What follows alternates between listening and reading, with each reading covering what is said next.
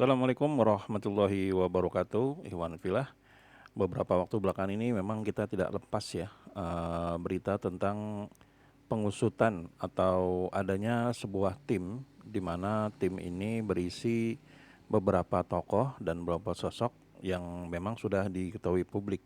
Nah, mereka ini adalah yang dikenal tim pemburu ijazah Jokowi ya. Nah, di antara mereka ini ada satu orang yang bisa dikatakan belum banyak dikenal oleh orang banyak, yaitu Rismon Sianipar. Nah, Rismon Sianipar ini menjadi menarik dan menjadi membuat bingung mereka para pembenci tim ini, karena memang ada narasi yang menyebutkan mereka yang memburu tim ijazah Jokowi ini adalah mereka yang dulunya sakit hati dengan Jokowi, baik itu masalah politik dan juga baik itu masalah organisasi atau apapun. Bahkan ada salah satu bisa dikatakan fans beratnya Jokowi itu mengatakan mereka yang mencari-cari, yang membuat kegaduhan masalah ijazah Jokowi ini disebut palsu adalah mereka yang terafiliasi dengan HTI dan FPI. Nah, tentu saja kemunculan Rismon Sianipar ini menjadi menarik karena memang dia tidak dikenal sebagai seorang politisi, sudah tentu dia juga bukan FPI, sudah pasti dia bukan HTI. Namun siapa Rismon Sianipar ini? Dan kenapa tiba-tiba dia muncul ke publik dan menjadi sosok yang bisa dikatakan yang mungkin paling vokal ya di tim ini ya. Ternyata Bung Rismon ini bukan orang sembarangan. Dia ini sempat menempuh pendidikan S1-nya di Universitas Gadjah Mada. Setelah itu dia meraih gelar sarjana teknik pada tahun 98. Setelah itu dia melanjutkan ke Universitas Yamaguchi Jepang dengan gelar Master of Engineering pada 2005. Dan pada tahun 2008 dia lulus sebagai Doctor of Engineering. Nah, spesialisnya Rismon Sianipar ini meliputi kriptografi, kriptanalisis, dan forensik digital, khususnya dalam analisis citra dan video. Jadi bisa dikatakan bukan main-main ya, dia juga aktif sebagai dosen di Universitas Mataram. Setelah itu dia juga memiliki pengalaman sebagai peneliti di Jepang dan memegang sejumlah paten di bidang teknologi. Nah, yang buat namanya mulai muncul itu pada tahun 2016. Ia aktif pada menjadi saksi ahli dalam kasus pembunuhan Wayan Mirna Salihin, atau yang lebih diketahui publik ya tentang kopi sianida ya, di mana dia mengungkap manipulasi rekaman CCTV. Nah, setelah itu dia juga, nah di sini video ini kita akan mendengar langsung dari dia. Kenapa dia tiba-tiba tertarik untuk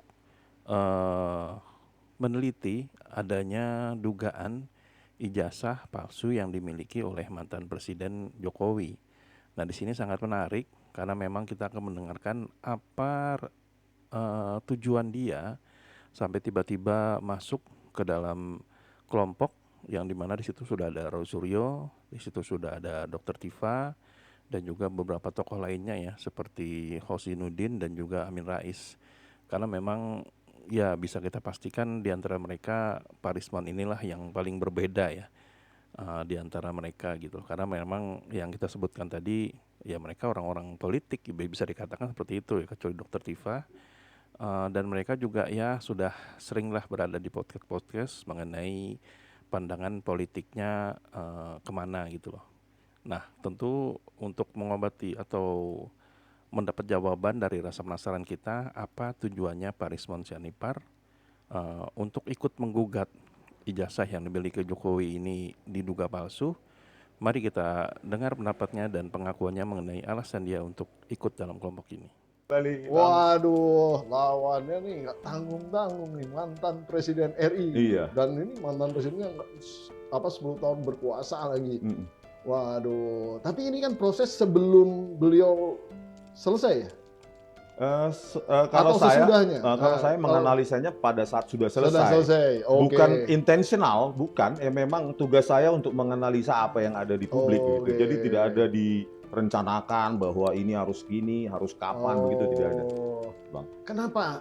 Kenapa tertarik untuk menganalisa ini? Ya, ini jawabannya.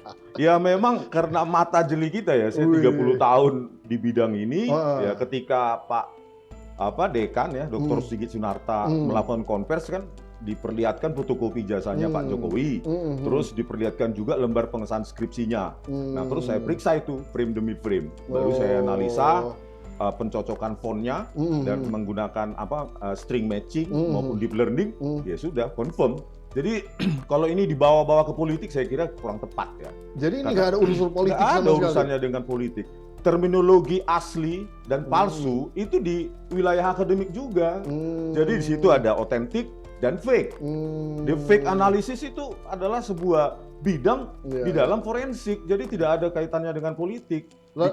Lagi pula kan Pak Jokowi udah selesai ya. Maksudnya artinya kan ya artinya kalau mau menjatuhkan nggak ada ya intention politiknya kan. Karena kan kalau dia masih berkuasa ada proses kayak gini mungkin ada politiknya unsurnya ya. Iya. Tapi kalau ini benar-benar pure akademik ya. Iya. Motivasinya adalah supaya nanti ke depan tidak ada lagi presiden seperti ini gitu loh. Presiden buruk bahwa terjadi maladministrasi.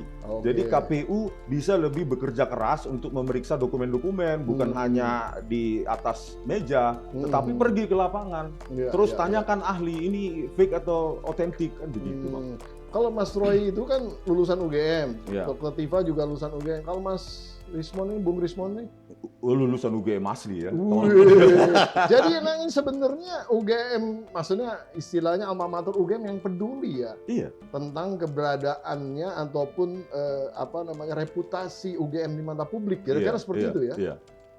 Jadi bukan ada angle untuk kemudian mendiskreditkan UGM juga, justru malah sebenarnya ingin melindungi UGM daripada persoalan-persoalan seperti ini ya. Kira-kira seperti itu. Iya, memang UGM yang mengeluarkan ijazah, tetapi UGM juga harus tunduk pada kebenaran ilmiah. Jadi kebenaran ilmiah itu yang lebih absolut, lebih berotoritas daripada statement dari pejabat negara ataupun pejabat perguruan tinggi gitu. Karena begini, Bang, kalau teknologi yang belum ada digunakan, belum lahir, tetapi digunakan tahun 1985, itu kan kebenaran ilmiahnya absolut fake, absolut palsu. Makanya saya bilang fake maupun otentik itu terminologi ilmiah, bukan terminologi politik. Jangan dibawa-bawa ke arah situ. Karena ada studi tentang fake analysis, itu advance itu, bidang advance dalam akademik gitu. Ya, itulah tadi penjelasan dari Bung Rismon Sianipar ya, di mana dia menyebut kalau memang ikut campurnya dia dalam masalah ini itu murni karena memang keahliannya dia dalam bidang digital forensik. Jadi di sini dia melihat bahwa ada sesuatu yang ganjil pada saat dekan UGM itu memperlihatkan ijazah dari Jokowi, kalau nggak salah tadi dia ngomong seperti itu ya. Terus juga yang kedua, bahwa ini tidak ada sama sekali dengan unsur politik, karena memang ini murni yang seharusnya menjadi sesuatu yang dibahas dalam hal akademis. Nah, yang ketiga, dia melihat bahwa tujuan dan motivasi dia melakukan ini adalah dikhawatirkan kalau memang ini sebenarnya palsu tetapi tidak ditindaklanjuti oleh pemerintah, dia khawatirnya akan ada hal-hal seperti ini ke depannya gitu loh. Jadi ada orang yang sebenarnya tidak berkuliah, ini yang di luar konteks dari Pak Jokowi ya, tidak berkuliah namun karena dia memiliki tekad dan mungkin sudah tidak ada waktu lagi untuk kuliah, maka dia membuat ijazah palsu gitu. Jadi ijazah inilah yang didaftarkan ke KPU untuk menjabat menjadi pejabat publik. Baik itu sebagai wali kota, sebagai kepala desa mungkin, sebagai gubernur atau sampai dengan ke presiden. Jadi di sini dia menekankan tujuannya memang untuk ke negara, untuk ke bangsa, bahwa memang diperlukan kerja keras dari KPU dan mereka yang memang memiliki kewenangan untuk memeriksa administrasi daripada calon untuk mengecek lebih lanjut gitu loh. Jangan cuma sekedar melihat aslinya, maksudnya melihat bentuk fisiknya dari ijazah, maka tidak ada tindak lanjutnya, tidak mengecek dulu ke tempat terkait, tidak mengecek ke sekolahnya terlebih dahulu, dan ternyata itu bukan seperti itu dan ternyata itu palsu. Dan hal ini sebenarnya untuk masalah ijazah palsu ini itu lazim digunakan sebenarnya di lingkungan pekerjaan ya. Dimana kalau misalnya teman-teman semua di sini tahu yang namanya to whom it may concern atau sertifikat bahwa kita pernah bekerja, itu banyak sekali dipalsukan gitu.